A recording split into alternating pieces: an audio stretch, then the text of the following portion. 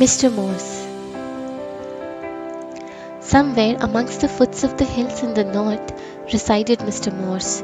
He was a man of good intentions but ill health, a man of integrity but lost wealth, a man whose talents remained hidden, a man who was called Mr. Unbidden. He could not find love after years of search. After all, whoever he waited for left him for another.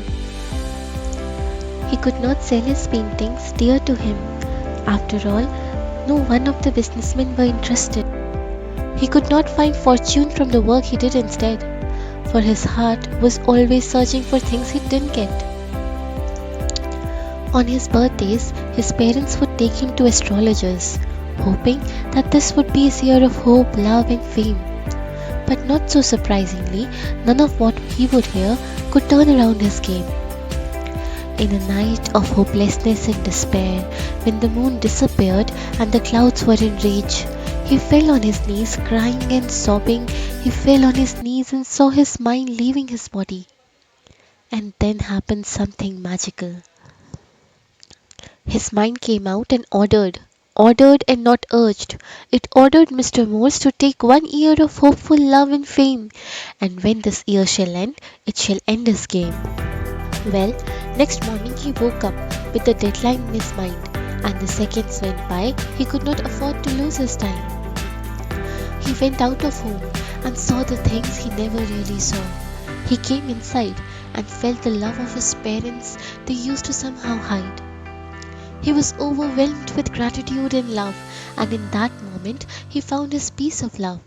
He went inside and made the best painting of his life, because he could not afford to be lesser than who he actually was. He took that painting to not 2 but 109 businessmen. When the 109th accepted his creation, he started crying in isolation. He was so contented for the rest of the year, he never really tried looking for the love of the one. Instead, he could get the love of so many but one. He was filled with love so much that one day a beautiful lady approached him for some. And that's how his year went by, a year of hope, love, and fame. He thought it was his mind who conspired all this.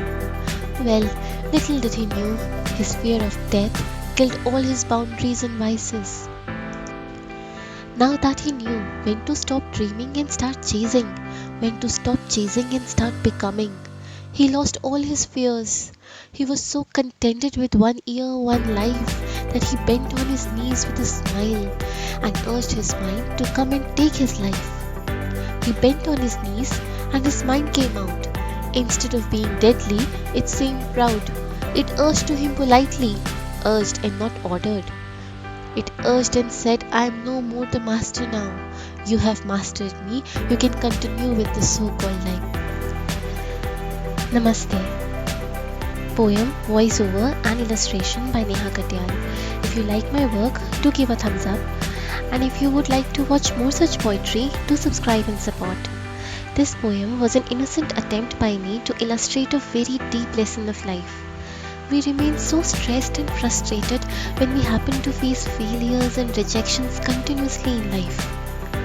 Well, in reality, we focus on our future so much that we forget to live in the present.